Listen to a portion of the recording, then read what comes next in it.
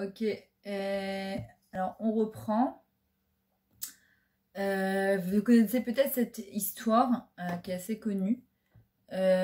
C'était un voleur qui s'appelait Franck. C'était vraiment un voleur expérimenté et qui avait toujours tout le temps réussi ses coups, quoi. Chaque fois qu'il allait, l'homme échané qui avait des flics, pas des flics, des banques, pas des banques, ils n'avaient jamais réussi à mettre la main dessus. Un jour, il a entendu qu'il y avait qu'on appelle ça, taroucha, je sais pas comment on dit, une exposition de diamants où il y aurait des diamants qui étaient vendus aux enchères. Donc quand il est arrivé, il a vu un juif d'un certain âge qui est parti, qui avait acheté le diamant qui était énorme. Et il s'est dit, celui-là, il faut que je le chope. Il a vu que c'était un petit vieux comme ça. Il s'est dit, je vais l'attraper à une des rues, c'est sûr que je vais l'avoir. Maintenant, quand le vieux monsieur, il est venu pour payer, ils lui ont demandé, est-ce que tu veux l'emballer dans un truc spécial, etc. Il a dit, non, non, c'est bon. Mettez-les-moi juste dans du papier comme ça. Et en fait, il l'a mis dans sa la poche de son manteau. Et donc ce Franck-là, il le suivait partout, il se cachait derrière les voitures, il se disait il faut absolument que je l'attrape, c'est un petit vieux, en 2 secondes je le mets par terre, je prends son diamant, etc. Mais évidemment, il fallait qu'il fasse ça de manière très intelligente. Et il voit que ce monsieur, d'un certain âge, il monte dans un paquebot. Et en fait, l'autre, il n'avait absolument pas de carte d'entrée, il lui fallait comme une Toudat-Zéot, etc. Bon, il soudoie celui qui était là-bas. Il lui donne une petite enveloppe, il le laisse rentrer. Pareil, chaque fois il devait rentrer quelque part, il soudoyait les gens, il leur donnait de l'argent. Et il suit bien de près ce vieux monsieur-là. Et à un moment, il se retrouve dans la même chambre que lui à dormir. Et donc, il attend impatiemment que ce monsieur-là il puisse dormir. Il s'endorme et il s'est dit, je vais aller lui voler l'argent. Il se déshabille, il fait semblant qu'il dort. Et là, il commence à retourner la chambre et rien du tout. Il va devenir fou. Il dit, c'est quand même pas possible. Il attend qu'il se lève pendant la nuit. Il se dit, peut-être que je vais lever le matelas, peut-être que je vais trouver. Il se dit, c'est la première fois que ça m'arrive, un truc pareil. Et il cherche, et il cherche, et il cherche. Rien n'a fait. Il est comme un fou toute la nuit. Le lendemain, le vieux monsieur qui se lève, qui se rhabille, il va prendre son petit déjeuner. Et le voleur Franck, il est un petit peu décomposé parce qu'il se dit, c'est pas possible, c'est la première fois que ça m'arrive un truc pareil. De pas réussir à voler, enfin c'est un vieux monsieur quoi, un petit juif comme ça quoi, c'est pas possible. Et il s'approche de lui au petit déjeuner, il lui dit je peux m'asseoir avec vous, il lui dit oui bien sûr. Il lui dit écoutez, je voudrais vous poser une question et j'ai besoin que vous me répondiez, je vous assure, voilà je m'engage, je ne vous ferai rien du tout. Alors il lui dit qu'est-ce qu'il y a? Il lui dit écoute, c'est la première fois, je suis depuis des années, tout le monde me connaît, le voleur Franck, je n'ai jamais loupé un seul de mes coups.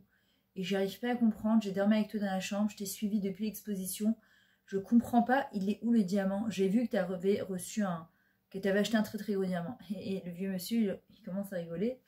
Il lui dit, tu sais, je suis juif mais je suis pas frayeur. Tu me vois vieux monsieur, je suis un grand businessman. Tu penses bien que je t'ai vu depuis l'exposition me suivre. Tu te cachais derrière les rétroviseurs, derrière les voitures. Et j'ai vu tout ton cirque. Et quand tu es venu dormir avec moi dans la chambre, tu penses bien que je savais très bien que tu attendais que je m'endorme pour pouvoir me voler le diamant. Donc je ne savais pas trop quoi faire. J'ai pris le livre de Télim et j'ai pris Hachem. Je lui dis Hachem, comment je vais faire pour pouvoir éviter l'éviter. Et j'ai commencé à faire des Télim jusqu'à Kakadesh Borou. Il m'a donné une très bonne idée. Et j'ai pris mon diamant et je l'ai mis dans la poche de ta veste à toi avant de t'endormir. Parce que c'était justement le seul endroit où je savais que tu n'irais jamais chercher.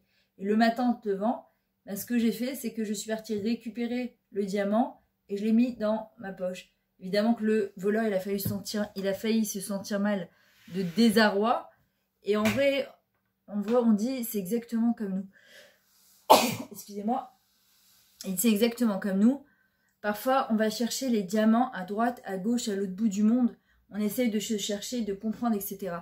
Et à Kadesh Baruch Hu, il nous dit, le diamant, c'est nous-mêmes. C'est notre neshama. Il faut les l'attacher au tas. Et on pense toujours que si on avait le diamant de quelqu'un d'autre ou d'autre chose, alors on serait beaucoup plus heureuse. Alors qu'en vrai, le diamant, il est à l'intérieur de nous, il n'est pas à l'extérieur de nous. Maintenant, il faut savoir que nous sommes les diamants d'Akadosh Baruch Hu, d'accord? Et que Hachem, il attend justement ce lit-touche. C'est quoi ce lit-touche? Ce ponçage en vrai? C'est justement toutes les petites difficultés qu'on a au quotidien.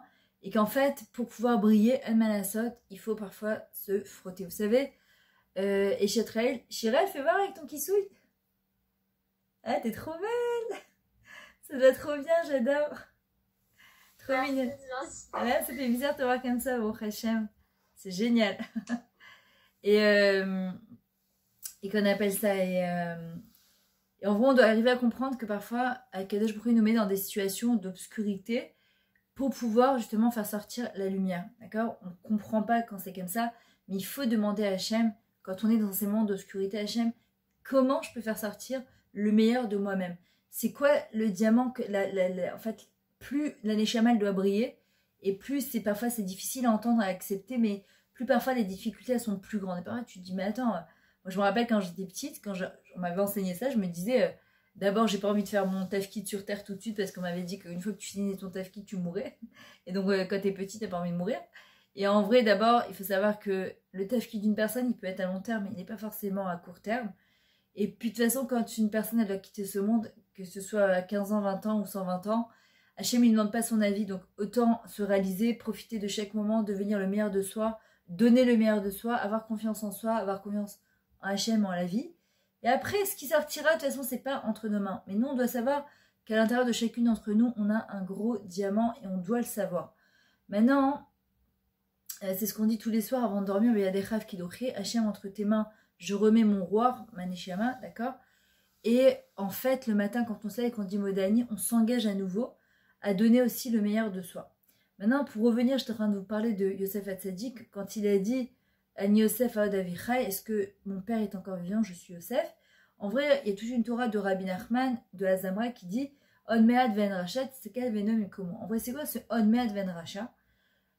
David Amelach, il explique, il dit Ameat Azé, d'accord, ce petit peu sur lequel tu t'accroches et que tu as l'impression que parfois tu n'es rien, que tu vaux rien et que tu dis qu'est-ce que j'ai fait, mais ça racole. Je vais vous donner un exemple. J'ai un de mes enfants qui n'était plus chômeur Shabbat. Et ça fait de la peine, ça fait beaucoup de peine. Et il me disait, maman, je rêve de redevenir chômeur Shabbat, mais pour le moment, j'y arrive pas. Et on est parti à un cours ensemble il y a 2 jeudis. Je suis partie avec lui, c'était avec mes filles aussi, mes 2 filles. Et en fait, c'était un cours où il y a le Rav Nissim Raphaël, Nissim Raphaël Rubin, il y avait le Rav Snir Goueta et le Rav Moshe Ben Moshe. Et c'était le soir justement de Noël. Et ils ont fait un cours de folie avec la guitare, avec des chansons. Il y a plein de jeunes, c'est super méragage, c'est super émouvant. Et un mois, le Rav Moshe Ben Moshe, il a dit quelqu'un qui fait Shabbat ou qui fait pas Shabbat, par quelqu'un qui fait pas Shabbat, et chaque cigarette qu'il va fumer, il se sent mal. Hachem Echila, il n'arrive pas à se contenir. Et il se dit, bon, tu sais quoi Hachem, je vais pas fumer jusqu'à Shabbat matin. Bon, je peux me tenir vendredi soir. Alors toi, et Sarah, qu'est-ce qu'il va te dire? Et alors, ok, t'as pas fumé jusqu'à Shabbat matin, mais t'as fumé après tout le Shabbat. Il dit, Tarziku be'aon me'ataze. Tenez ces on me'at là. Parce que ce on me'at là, c'est ça qui va vous faire on me'at ven racha. Il va pousser, jusqu'à que le racha, il est bleu. C'est laquelle? Il est plus déjà à sa place. C'est devenu un tzaddik. D'accord? C'est devenu un tzaddik. C'est ce qu'il dit. Comment il s'appelle, Yosef Hatzadik? À un moment, il dit Aod Avichai, Aod Me'atazé, que j'avais, que mon père, il était vivant d'intérieur parce que j'avais rien pour me tenir. Et ben justement, je me suis maintenue à ça. Et c'est ça qui a fait que je suis devenue Yosef Hatzadik. Le Rav Moshe Ben Moshe disait justement, par exemple, tu vas faire, je sais pas, t'as tsniout et t'as du mal, et puis 3 jours tu vas tenir, puis un jour tu vas craquer, et puis ta jupe tu vas la descendre un petit peu, un jour tu vas mettre des collants, tu vas pas mettre des collants, tu vas te couvrir la tête bien, moins bien, et t'es là en train de les vacar avec toi-même. Il te dit à Od Matazé Tarziki Otto Kamayalom, tiens-le. Vous savez quoi? Je suis sortie du cours avec mon fils, il m'a dit maman, ce Shabbat je suis chômeur Shabbat. Je regardais, je lui ai dit quoi? Il m'a dit parce qu'il m'a redonné envie de, tu sais quoi?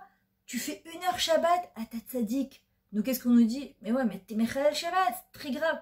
Non, Tarzik Baod Me'adazé. Tiens, et de dire à Hachem, tu sais quoi Hachem, j'ai fait que 1 heure. J'aimerais tellement faire tout mon Shabbat, mais c'est tellement dur pour moi.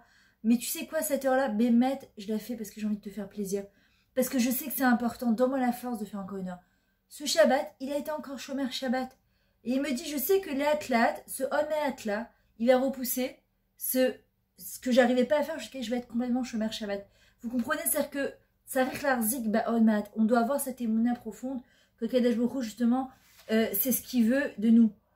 Quand il a dit Aod Avichai, mon père il est encore vivant, il dit Uchai Bifnim. Uchai Bifnim, il est vivant à l'intérieur de moi. Et en vrai, qu'est-ce que nous on doit faire aussi? C'est quand Kadesh Baruch Hu nous dit Veyasuli Mishkan, Veshachanti Betocham, faites-moi un Mishkan que je puisse résider à l'intérieur de vous. Ça veut dire quoi? Faites-moi un Mishkan, faites-moi de la place, que j'ai de la place à l'intérieur de vous. Pourquoi? Parce que c'est ça qui va repousser justement tout le mal. Quand on va rentrer à Kadesh Baruch Hu à l'intérieur de soi, et que Od Avichai, que mon père il est vivant à l'intérieur de moi, c'est qui mon père, c'est Kadesh Baruch Hu, alors moi aussi je serai plein de chayout, je serai plein de vitalité. La semaine dernière, je devais vous raconter une histoire, que je vais vous raconter maintenant, par rapport à la Emouna le Bitachon. C'est le Rav Yaakov Posen, Israël Posen, qui raconte cette histoire. Il raconte qu'un jour, il devait faire une conférence à des jeunes filles qui sortaient d'université, de l'école, de séminaires. Et il avait pris 2 conférences dans la même soirée. Une à Natania, une à Yerushalayim. Moi, ça m'est déjà arrivé de faire ça. C'est pas une très bonne idée. À moins que ce soit une le matin, une le soir. Parce que ça te met dans un lachatz de fou. Il suffit qu'il y ait des embouteillages. Et il dit qu'il avait quand même calculé son heure. Et ces filles-là, elles devaient prendre une grosse décision. C'était un grand tournant de leur vie. Est-ce qu'elles font un séminaire? Est-ce qu'elles font telle ou telle étude? Est-ce qu'elles retournent en Chutz Laaretz? Est-ce qu'elles restent en Eretz Israël? Est-ce qu'elles se marient? Est-ce qu'elles ne se marient pas? Donc parfois, il y a vraiment des décisions qui sont très echletiot, elles sont très goaliot. Elles ont beaucoup d'impact sur notre vie. Parfois, on ne sait pas de quelle manière choisir. Alors j'avais expliqué la semaine dernière déjà que justement, quand on ne sait pas choisir et on ne sait pas comment choisir, moi je l'ai expérimenté cette semaine, où j'avais une très grosse décision à prendre, mais vraiment une grosse décision qui a impacté sur toute ma vie entière et ma famille. Et en vrai, je ne savais pas quoi faire. Et j'ai dit à Kadesh Baruch Hu, tu sais quoi, Hachem? Anilo Yodatku. J'ai fait mon pour, j'ai fait mon compte, oui, non, non, oui, oui, non, oui. Au bout du compte, j'ai dit à Kadesh Baruch Hu, Ata toviloti l'achlata nechona. Là, je suis à un sommet de ma vie, je dois prendre une décision. C'est toi qui vas m'amener à la bonne décision. Parce qu'Anilo Yodatku, je ne sais pas. Et en vrai, j'ai vu comment les choses, elles se sont, enchaînées, comme un puzzle, que je sais que si j'avais continué à espérer prendre moi ma décision, j'aurais pas réussi à la prendre. Et en vrai, j'ai laissé, c'est-à-dire moi j'ai fait ma shtalout, et j'ai dit à Kadesh Baruch Hu, tovil oti l'achlata nechona. Parce qu'anilo yodat, je sais pas, parfois tu es sûr que tu as pris la bonne décision, et parfois tu as beaucoup de facteurs extérieurs, tu as beaucoup d'influence, tu as des gens qui te donnent leur avis, et en fait tu ne sais plus qu'est-ce qui est nachon de faire ou qu'est-ce qui n'est pas nachon de faire. Et quand on ne sait pas ce qui est nachon de faire, on doit dire de toute façon en n'importe quelle situation, donne-moi la bracha, dans la décision que j'ai jamais regretté telle ou telle chose, que je sache quoi faire, etc. Bref, donc ce Rav Posen qui devait donner une conférence, il avait calculé de telle manière à ce qu'il puisse avoir le temps d'arriver à Natania et faire sa conférence, et ensuite retourner à Yerushalayim pour faire une autre conférence. Maintenant, les organisateurs, ils leur avaient dit, écoutez, on compte vraiment sur vous, c'est d'une extrême importance, ça va impacter sur la vie de ces jeunes filles, donc vraiment soyez là. Et il devait, je crois, à 6h30 ou un truc comme ça, ou 6h45, l'homme est chané, et donc il prend un taxi, et il dit au taxi, je vous en prie, prenez la 6, le guichage, parce que je sais qu'en général, il n'y a pas d'embouteillage, c'est la mauvaise heure, quand on sort à 5h, et que tu te retrouves sur, par exemple, Tel Aviv, à Yalon, mais laisse tomber, quoi, c'est au lieu de mettre 1 heure, tu vas mettre 2 heures. Et donc il dit au taxi, vraiment, oui, ne vous inquiétez pas, ils sont rentrés dans des discussions, ils ont commencé à parler, et d'un coup, le taxi regarde son Waze, et boum, la grosse panique, il se rend compte qu'il a loupé la sortie de la Chèche, Guichèche, il ne peut rien faire, il est coincé dans les embouteillages. Et le Rav Posen, il raconte, il dit, je commence à avoir des sueurs froides, et je connais cette sensation, quand tu as un avion à prendre, quand tu as des conférences à donner, que tu vois que tu es coincé, et que tu peux rien faire, et que les gens, ils t'attendent, c'est pas chaud, c'est une sensation de l'intérieur, mais tu rentres en grosse panique, et en fait, tu te rends compte que tu n'as pas de contrôle sur la situation, et en même temps, il y a des gens qui t'attendent, tu fais quoi? Et il dit, je commence à regarder à droite, à gauche. Alors au début, il dit, bon bah, moi je suis enfin il raconte qu'il est d'un tempérament assez optimiste. Il regarde à droite, à gauche, et quand il se rend compte qu'il a loupé la 6, et qu'il voit que le Waze, il lui rajoute presque 1 heure, donc il va rater sa conférence, donc ça va lui chambouler cette... Et il est dans tous ses états. Il dit, je commence à avoir des sueurs froides, je commence à regarder à droite, à gauche. J'étais stressée, je me sentais mal, et je me suis dit, pourquoi j'ai pris les 2 conférences en même temps? et en bagarre de l'intérieur avec lui-même. Le taxi, n'en parlons pas, qui était encore plus stressé. Et là, d'un coup, il se dit, mais attends, 2 secondes. Là, tu vas aller donner un cours de Emouna et de Bitachon à des jeunes filles où toute leur vie, elle dépend de ce cours-là. Mais tu penses que tu as le droit de donner un cours de Emouna et de Bitachon quand toi-même, tu n'es pas capable, en fait, de tenir face à une épreuve d'Emouna, parce qu'au bout du compte, toi, tu as organisé ton temps de telle et telle manière que tu dois sortir à telle heure, tu vas arriver à telle heure, ensuite à ta deuxième conférence, et tout a été métourné de manière parfaite, quoi. Sauf qu'Akadosh Baruch Hu, c'est lui qui tire les ficelles de là-haut, on a tendance souvent à l'oublier malheureusement, et Hachem, il a mis dans le fait que le taxi, il a oublié de sortir au Bichesse qui s'était déconcentré, et toi, t'es là à t'angoisser maintenant. Ça n'empêche pas que le stress, il est là. Et il dit comme ça, où est-ce que je me place parmi toutes ces belles paroles? Puis-je savoir pour quelle raison je suis une boule de nerfs et que l'angoisse qui me prend à la gorge anéantit l'homme qui est en moi? Tout cela parce que je risque de ne pas être à 20h30 à Yerushalayim, comme si le judaïsme du monde entier dépendait de ce que j'allais dire à Yerushalayim ce soir-là. Il est clair que c'est pas grave, que cela a été diffusé, que le public va m'attendre. Peut-être même que pendant plusieurs jours, j'aurai honte même de sortir dans la rue, convaincu qu'on me montrera du doigt. Dès qu'on me reconnaîtra. Ah, c'est le Rav qui a fait savoir au monde entier qu'il viendrait et n'est finalement pas venu. On se fait plein de films, on se fait plein de trucs. Mais après, ce sera oublié, n'est-ce pas? Alors, est-il raisonnable que ces quelques jours de désagrément potentiel aient raison de moi et me mettent dans des états pareils? Et j'ose envisager de sermonner ces jeunes filles et de leur demander de rester calmes et sereines face aux décisions véritablement fatidiques de leur vie? N'y a-t-il pas de mensonge aux limites, de limite au mensonge, pensais-je?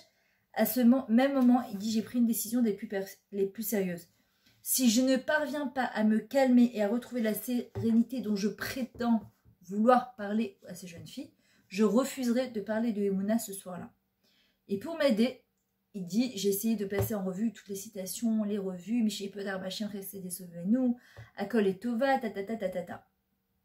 Et il raconte que pour faire passer ça de son cerveau, c'est-à-dire ce qu'on apprend toutes les semaines, à son cœur, ça lui demanda un effort surhumain. Il faisait froid, il disait dehors, il faisait glacial, mais moi je transpirais parce qu'il fallait que je trouve l'énergie nécessaire pour me calmer. Et jusqu'à un moment, il a dit, je me suis connectée à cette émouna, je m'expliquais avec des mots simples, mais écoute, tu es sorti à l'heure, tu as pris le gvichèche, tu as tout organisé, mais au bout du compte, il n'y a que Hachem qui sait ce qui est bien pour toi. Alors pourquoi tu veux rentrer dans le programme d'Akadosh Baruch Hu? Alors tu as envie de dire, mais non, c'est Hachem qui est rentré dans mon programme. Ben non, parce qu'Hachem, il a son programme. Et nous, on essaie de s'adapter au programme d'Hachem, mais on voudrait adapter Hachem à notre programme. Et là, il a dit, je me suis remplie d'un amour incroyable pour Akadosh Baruch Hu. Et j'ai commencé à dire, Hachem, maître du monde, je t'aime vraiment. Je t'aime tellement, et même dans cette situation qui est difficile pour moi. Et même si je dois être en retard à Yerushalayim pour ma deuxième conférence, eh ben c'est pas grave. Au bout du compte, c'est toi qui décides de la conférence que je vais donner, ou combien, qu'est-ce que je vais dire. Et si tu ne le veux pas, eh ben je ne donnerai aucune conférence, parce que je déciderai de rien du tout. Et j'accepterai ta décision quelle qu'elle soit. Il dit, à ce moment-là, il a ressenti une sensation incroyable. Et le taxi le regarde, et il le voit complètement détendu. Il lui dit, ça va, vous allez bien? Il lui dit, du mieux du monde. Que toi, juste préoccupe-toi de conduire et d'arriver normalement. Il a dit, j'ai même réussi à profiter du paysage. Et quand il est arrivé, ben, ils sont arrivés avec un petit peu de retard à Natania. Il a appelé la direction juste avant d'arriver. Et il a fini sa conférence à 19h40. Donc il fallait repartir très très rapidement pour Yerushalayim. Et à ce moment-là, il y a deux jeunes filles qui l'ont accosté. Ils lui ont dit, Rav, on a une question à vous poser, qu'on s'est entretenu avec les filles dans la classe. Et à ce moment-là, il se dit, mais attends, ils sont venus me voir à un moment crucial alors que je dois partir. Là, je dois partir, j'ai une autre conférence à donner. Et à ce moment-là, il s'est dit, mais attends 2 secondes. Il allait ouvrir la bouche pour leur dire, je ne peux pas, je suis désolée, je suis en retard. Et il s'est dit, mais qu'est-ce qu'Hachem, il attend de moi?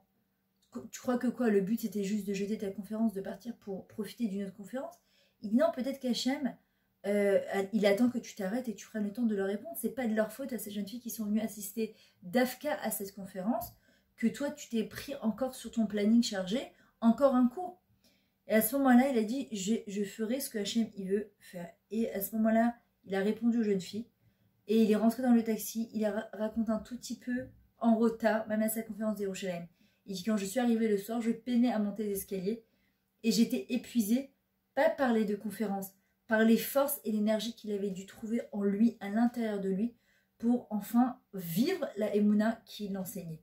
Il dit ce jour-là, ça lui a transformé sa vie parce qu'il a compris au bout du compte que c'est très très facile de parler de Emouna, mais c'est beaucoup plus compliqué de l'appliquer. Mais c'est ce qu'il explique, le Shlach Kadosh, dans le Teilim 116-10, quand on dit David Ameler, Heemanti ve'edaber, d'accord? C'est-à-dire que j'ai parlé de Emouna, ça veut dire quoi? Plus je parle de Emouna, et plus je vis ma Emouna. Le yin de la Emouna, c'est pas seulement d'en parler, il faut pouvoir la vivre, d'accord? La vivre, ça demande justement, plus tu parles de foi, et plus tu l'enseignes, et plus en fait ça te fait passer du cerveau à ton cœur, jusqu'à que tu arrives vraiment à la vivre. Maintenant, comment on arrive à ça? Il faut réussir dans tous les petits événements, et je ne vous parle pas de grands événements justement, les petits événements au quotidien, de commencer à voir la main d'Hachem dedans en se disant, ok, est-ce que Bémet je suis responsable de ça? Et si même je suis responsable de ça, et si lui-même il est responsable de ça, que tu as couru pour rattraper le bus et que le chauffeur, il t'a fermé les portes du bus sur le nez et que tu as envie de l'insulter parce que déjà le corona, ils font pas passer et tu as un cours super important et que tu as tout mis frein. Mais en fin de compte, on oublie qu'il y a quelque chose derrière, que tu devais aller à un rendez-vous au Bitoir Lomi ou au Bisra Dapti, mais que tu dois refaire ton passeport et c'est super important. Et que tu te rends compte que la pochette que tu avais préparée, tu es sûr de l'avoir prise. Tu te retrouves au Bitoir Lomi, au Bisra Dapti et tu l'as oublié. Mais en vrai, on peut se dire, après coup, alors on va s'énerver et tout ça, et après on va se calmer, on va dire bon, c'est pas très grave, à Kol et Tova. Mais en vrai, à Kadesh Baruch Hu, il nous invite à grandir en permanence. C'est vrai que parfois c'est pas facile, parfois t'es fatigué, parfois t'as envie de te reposer, mais en vrai, à Kadesh Baruch Hu, il te dit, mais tu peux pas rester en Kitalev toute ta vie, il faut que tu grandisses, d'accord? Il faut que tu grandisses, il faut qu'on puisse grandir. Maintenant, on va justement travailler sur les petites choses au quotidien, quelqu'un qui t'a blessé, quelqu'un qui t'a fait de la peine, dis-toi à chaque fois, c'est Hachem qui voulait. Je dois, moi, m'adapter à Kadosh Baruch Hu, au Retzon Hachem, et pas le contraire. Prends, te dit, si tu fais la volonté d'Hachem, alors il annulera, si tu annules ta volonté devant celle d'Hachem, il annulera la volonté des autres devant la tienne. Pourquoi? Pas parce que je deviens Miss, je sais pas quoi, pas du tout. Parce que dans la mesure où tu te remets entre les mains d'Akadosh Baruch Hu, et moi je le vois souvent dans le couple, dans les enfants, quand tu as des ados, parfois tu as envie de répondre et que tu dis à Kadosh Baruch Hu, à ce moment-là, tu te... Maman, je m'y rabéré à ta chaîne, tu dis, qu'est-ce qui est Nachon de faire Ribono chez l'Olam? Qu'est-ce que je suis censé faire maintenant? Et qu'à ce moment-là, en fait, tu commences à jeter ton dossier entre les mains à Kadosh Baruch Hu, et bien à ce moment-là, Kadosh Baruch Hu, il va te mettre exactement les mots qu'il faut dans la bouche, que c'est toi qui t'adaptes à Hachem. Tu cherches pas à adapter l'autre à toi, tu annules ta volonté devant Hachem. Alors regardez, je vais vous... Je sais pas si vous savez, peut-être je vous l'ai dit, je sais plus ce que je vous dis la vérité, mais bon. Pourquoi dans le Eshet Ra'il, le vendredi soir, on dit Eshet Ra'il mimsa verachok mipinini mecha? Pourquoi la femme, elle est comparée à une perle qu'on va trouver au fin fond de la mer, de l'océan? Parce qu'une perle, ce n'est pas une source directe d'Akadosh Baruch Hu. Une perle, c'est un grain de sable qui rentre dans l'huître et ça la frotte, ça la gêne. Donc à force de se frotter comme ça, de se gêner, elle crée des perles. En vrai, on dit de quoi, comment ça sort des perles dans la vie? Pourquoi une perle c'est tellement cher? C'est des choses, des situations qui nous exaspèrent. Des situations où c'est parfois difficile et que ça te frotte et ça t'énerve. Mais quand tu grandis de ça, alors tu te crées ton propre collier de perles. C'est le tien. C'est le tien dans ce monde-là et c'est le tien dans le monde à venir. Et celui-là, personne ne pourra te le prendre parce que c'est toi qui as construit ça. C'est toi qui t'es dépassé. C'est toi qui as appliqué ce principe de Emouna et de Bitachon. Alors, si je parle de ce principe-là, donc forcément, quand parfois tu te dis « Oh là là, j'aurais dû demander une anacha. Oh, j'aurais dû demander plus. Oh, j'aurais dû demander... » Non, parce que si Hachem, il avait voulu « Maché Magialach Minashamaim », ce qui te revient d'en haut, il te revient de là-haut. Et si Hachem, il avait voulu te donner plus, il t'aurait donné plus. Et si Hachem, il avait décidé de te donner moins, il te donnera moins. Et tu peux te bagarrer et faire des bêtes mishpat et des zélo, il y a azor. C'est pour ça que moi, je sais que dans chaque démarche que je dois faire, parfois qui est impactante et qui est très importante, je dis la Hachem Amilchama. Hachem, je me remets entre tes mains. Je ne sais pas. Fais en sorte que chaque mot que je vais sortir de ma bouche, il soit nachon. Parce qu'il y a des fois, tu vas dire un mot, ça va être la guerre de Hiroshima. C'est la guerre atomique. Parfois, tu dis, mais je comprends pas, j'ai rien dit. Toi, tu crois que tu n'as rien dit, mais parfois, il suffit que la personne qui est en face de toi, elle soit pas apte à avoir réceptionné ce mot-là à ce moment-là, et ça va dans tous les sens. Quand tu dois avoir n'importe quoi, un rendez-vous dans un travail, n'essaie pas de les ratsot, d'accord, de vouloir les tranef, le patron, sois toi et dis-toi, c'est Hachem, de toutes les manières qui m'envoie ce travail. Moi, je fais ma doute. Et les gens, d'ailleurs, je vais vous dire quelque chose, ils aiment notre vrai nous. Ils n'aiment pas des masques. On en a déjà sur le visage, malgré nous. Donc, si en plus, derrière ce masque, on met un autre masque, qu'est-ce qui va rester? Demain, vous avez un chidour à faire. Soyez vous-même. C'est normal qu'on fasse un petit peu de cinéma, on s'arrange un petit peu, mais soyez vous-même. Les gens, ils le perçoivent. Quand on fait du cinéma, on n'est pas soi-même. On est très, très, très vite démasqué, je vous le dis. Et c'est pas un kiff, d'accord? Alors que les gens, ce qu'ils ont besoin aujourd'hui, c'est d'authenticité, de véracité. Ils veulent voir votre vrai vous. Ils veulent pas voir quelqu'un d'autre. C'est difficile parce qu'on vit dans un monde de mensonges. On vit dans un monde de faux. C'est que du faux. C'est du Photoshop. Tout c'est du n'importe quoi. Mais justement, si vous voulez être entouré de gens bien, de gens authentiques, soyez vous-même authentique. N'ayez pas peur d'être authentique. D'accord? Ça n'a jamais perdu à qui que ce soit. Attention, comme j'ai dit tout à l'heure, authentique, c'est pas balancer la vérité à la tête des gens. Je parle de moi par rapport à moi-même, de ne pas faire de cinéma. Et en même temps, quand je dois dire quelque chose à quelqu'un, ou quand j'ai un rendez-vous important, Ribono Shelalam, je me remets entre tes mains. C'est toi mon père, c'est toi qui sais, c'est toi qui vas diriger mes pas, mes paroles, qui va me diriger vers les bonnes personnes.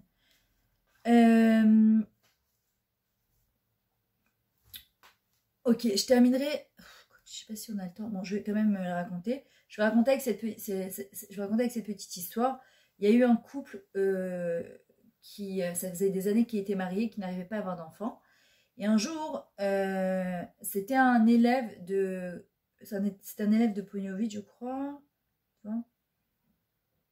C'était un élève d'une yeshiva de Bnei-Brak.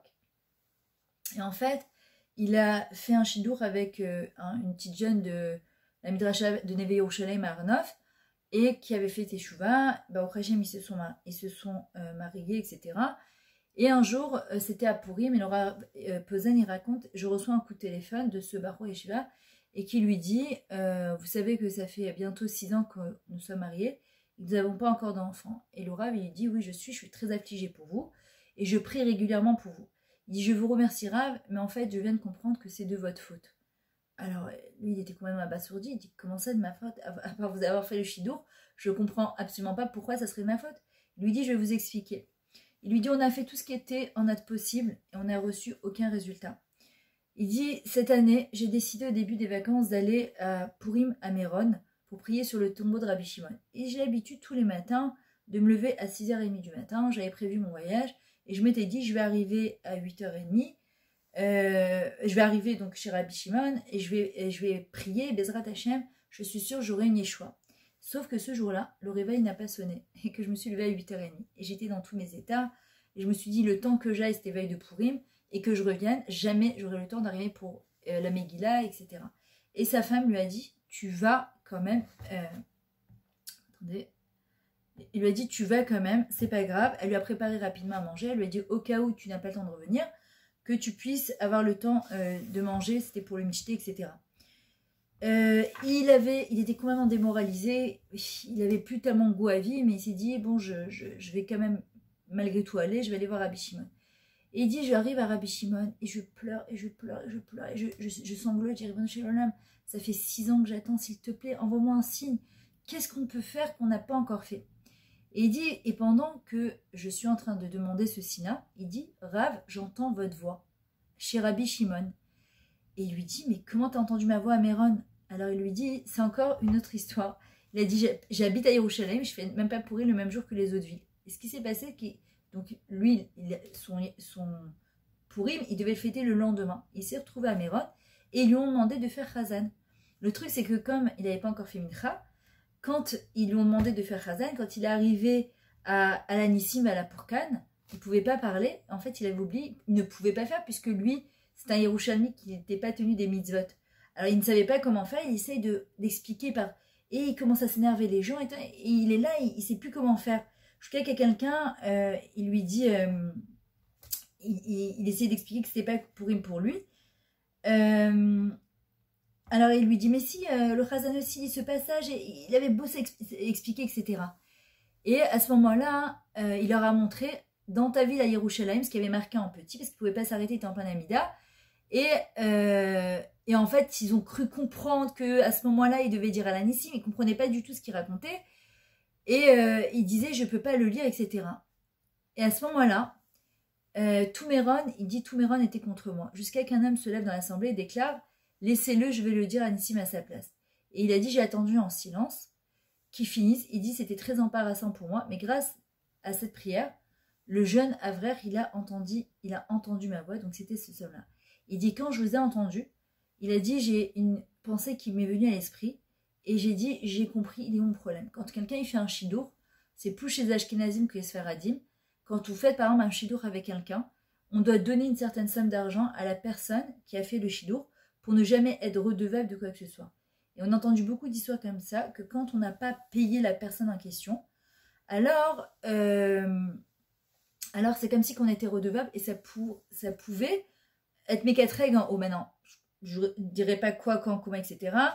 Et le Rav, il a dit, hors de question que je prenne cet argent-là. Moi, ce sont les coutumes ashkénazes. Il lui dit, oui, mais moi, j'étudie dans une yeshiva ashkénaze, donc je tiens à vous donner cet argent. C'est pas pour rien que vous étiez là-bas, c'est pas pour rien qu'il y ait tout ce balagan, et je suis sûre que c'est le signe. Et le jeune homme s'est mis à pleurer, il a dit, s'il vous plaît, Rav, prenez cette enveloppe, je veux un enfant. Et il a dit, le Rav, bon, tu sais quoi, je dois éditer un nouveau livre avec des conférences que j'ai données. Alors la première édition, je la ferai grâce à cet argent. Il lui a dit, faites ce que vous voulez avec cet argent, il vous appartient. Et il lui a dit, mais paye-le-moi plus tard, il n'y a rien d'urgent. Il lui dit, non, maintenant. Il lui a donné l'argent, il est parti. Le 16 qui se lève, le Rav Posen reçoit un coup de fil. Il a un homme qui pleure à l'autre bout du fil. Il n'arrive même pas à parler. Il lui a dit, Rav, je vous appelle de la salle d'accouchement, je viens d'avoir une fille. Ça faisait pile 9 mois et sa femme, elle était tombée enceinte. Il dit, on voit bien que à Kadesh Borou, tout est métournan de là-haut. Tout. Dans les moindres petits détails, c'est un puzzle. Il y a des fois, on n'arrive pas à le voir et c'est difficile. Il y a des fois, tu comprends bien longtemps après comment les choses, elles s'enchaînent. On apprend 2 principes importants. Premièrement, Emouna et Providence. Il y a un créateur qui dirige le monde. Ce magnifique puzzle, il n'y a que Akadosh Baruch Hu qui peut l'assembler. Parfois, on essaye, on se casse la tête, on essaye de comprendre. Des fois, il faut lâcher prise et se remettre entre les mains d'Hachem. Deuxièmement, un juif qui prie du plus profond de son cœur, il s'ouvre. Et lorsqu'un homme prie avec la conviction que seul Hachem peut l'aider, alors sa prière, elle est immédiatement acceptée. Alors, Bezrat Hachem, qu'on puisse vivre nous aussi, d'accord, avec cette émouna profonde que Akadosh Baruch Hu, il nous aide. Ne bougez pas, je vais faire la liste, Bezrat Hachem.